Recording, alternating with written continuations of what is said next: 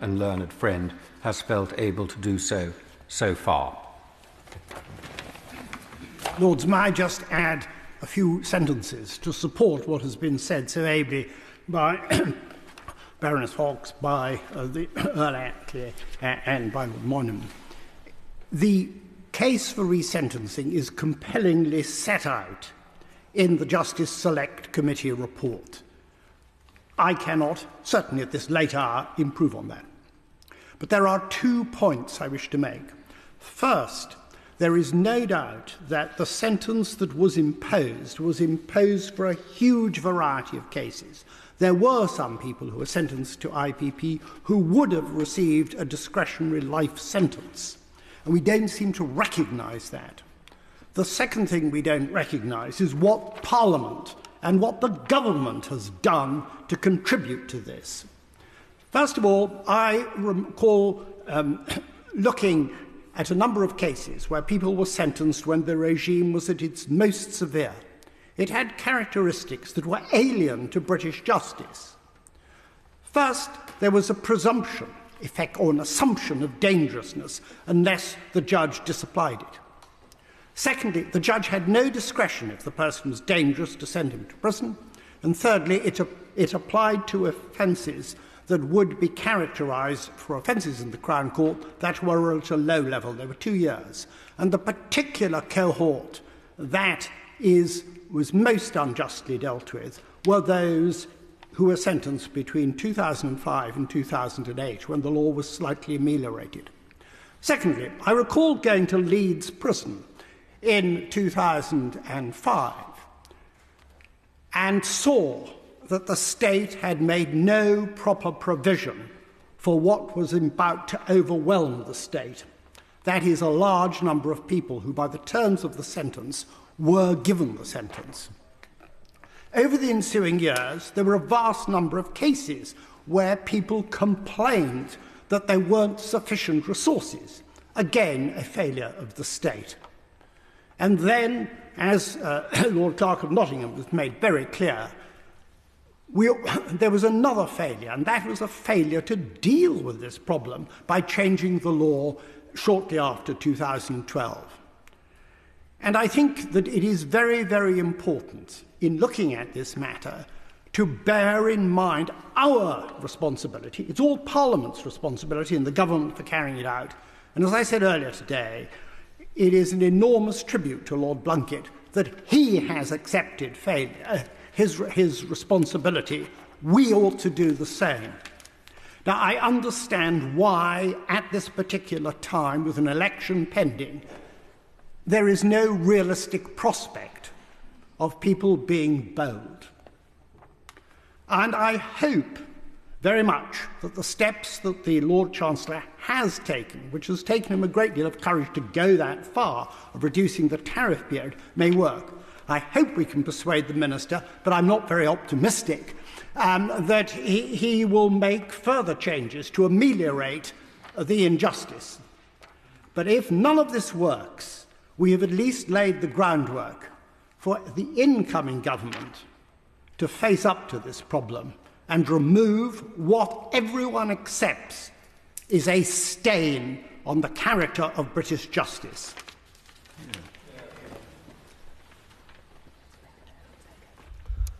My Lords, as the noble Lady Baroness Fox rightly said, the opposition does not support resentencing. And I was reflecting on the reasons for that during this debate and the earlier debates we've had today. And I think it's actually for a simple reason, and that's because the IPP prisoners will have been assessed, many of them on multiple occasions, by the parole board. And those assessments, the parole board are made up of lawyers, of lay people, of experts, psychologists, psychiatrists, and they will have made this assessment, and they would have decided that on that occasion that that particular prisoner would not be released. And I do think that if one did go down the resentencing route, you would put any judge who was making that resentencing assessment in a very invidious and difficult situation where they had to effectively or potentially go against these multiple assessments made by the parole board. So it's really actually quite a simple reason that the opposition doesn't support this approach. We've had a number of calls to be bold. I support being bold. I think the boldness is in Group 2, which we've spoken to earlier today in committee. There are a number of ideas which we've backed and which we may well want to pursue at a later stage of this bill. So we support boldness, but I think the single solution of resentencing, which has been put forward by the noble lady Baroness Fox, is not appropriate for the reason I've just set out. My Lords, I'd like to compliment the noble lady, Lady Baroness Fox of Buckley, for the force and sincerity with which she's put forward her views, and indeed other noble lords who have supported this Amendment 167, which would go down the road of the resentencing exercise that we have been discussing. I find it hard to improve in setting out the government's position on the remarks that the noble Lord Ponsonby has just made, that this is a situation where we're dealing with the potential release of IPP offenders who've committed very serious, mostly sexual or violent offences. One would be overriding the decisions of the parole board that has already taken on, in most cases, multiple occasions, and we'll be putting the judge in the most difficult position. Indeed, it's not a resentencing exercise in any normal sense of the word, because in most cases the tariff has already expired. So it's essentially a question of trying to do something different and dressed up as a resentencing exercise to release persons that have already been held on many occasions to be unsafe to release. And it's very difficult for the government to go down that road. And again, there is a real risk, if one does go down that road, of wrongly raising hopes of those that have put their faith in what may well turn out to what is effectively not an appropriate way forward in the government's view. Could I just add one or 2 points? First of all, as the House is aware, I have on previous occasions, and I will on future occasions, emphasised to the House the pressures we have at the moment on the prison population. The government would be only too pleased to create further space in the prison population or to relieve those pressures by releasing certain prisoners. Just don't feel, from the interests of public protection, it's not a question of being frightened of the media, if I may say so. It's not a question of cowering behind in fear of the Daily Mail. It's a question of the protection of the public.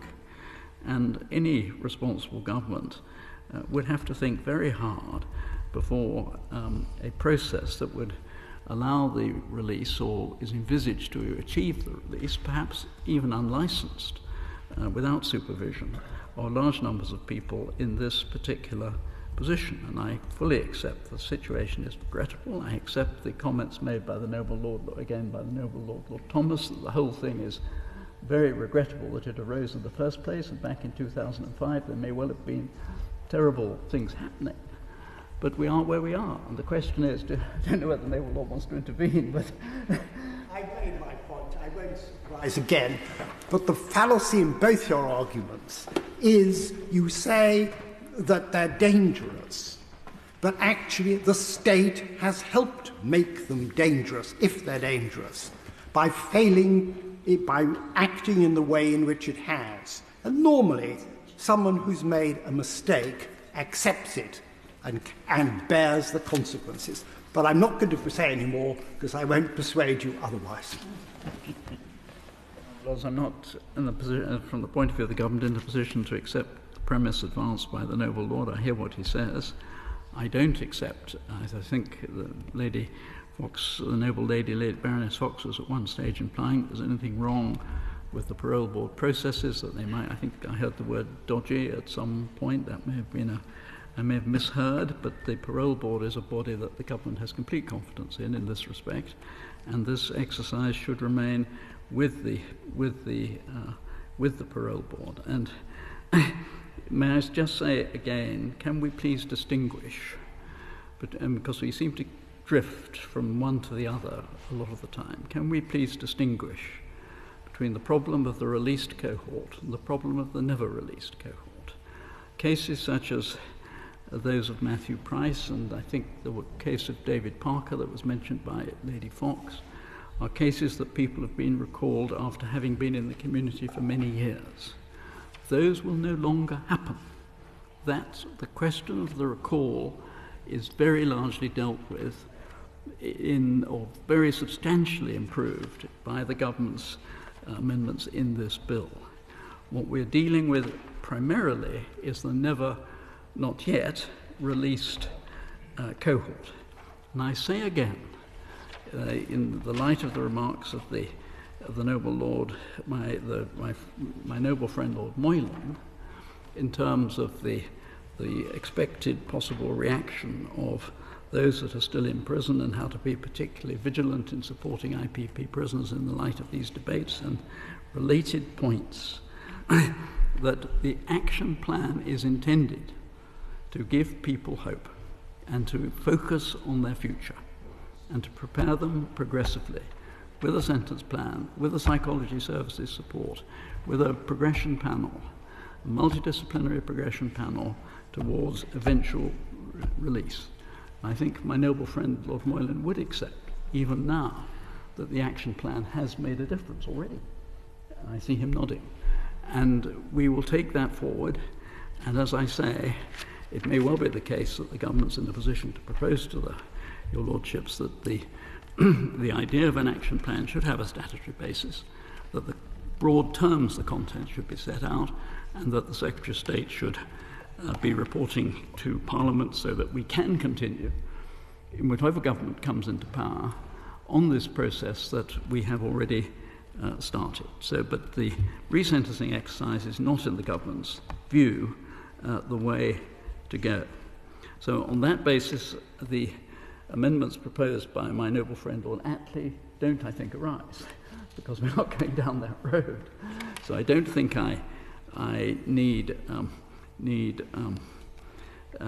say anything further about them, save to remark that what is being proposed would impose a very, very significant burden on our existing probation services, and for that reason as well, one would have to reflect very seriously before going down that route. So I'd invite the noble lady to withdraw her amendment on this point. My amendment was a very fine amendment that my noble friend the Minister addressed, so I beg leave to withdraw my amendment, and we'll hear what the noble Baroness has to say. Is it your Lordship's pleasure that Amendment 167A be withdrawn? Amendment by leave withdrawn. Amendment 167B as an Amendment 167, Earl Attlee. Not moved. Amendment 167C as an Amendment 167, not moved. Amendment 167, Baroness Fox. Just some clarifications, perhaps, and I thought I'd just deal with them all together as a right of reply. I wasn't suggesting that the parole boards were dodgy, although I was suggesting that the basis on which the evidence they might be using could be dodgy. And I was referring in that instance to some of the requirements, for example, that people had done courses that are not evaluated and there's some dispute as to their effectiveness.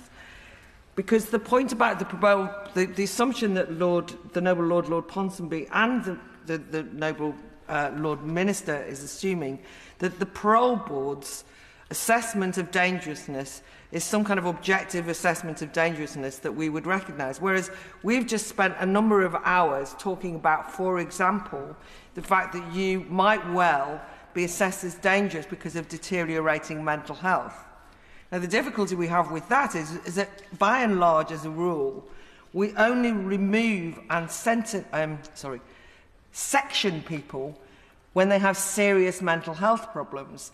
We think very long and hard about putting somebody away. This is keeping people in prison on an indefinite sentence because they've got a mental health problem that then is seen that could make them unsafe to be released, for example.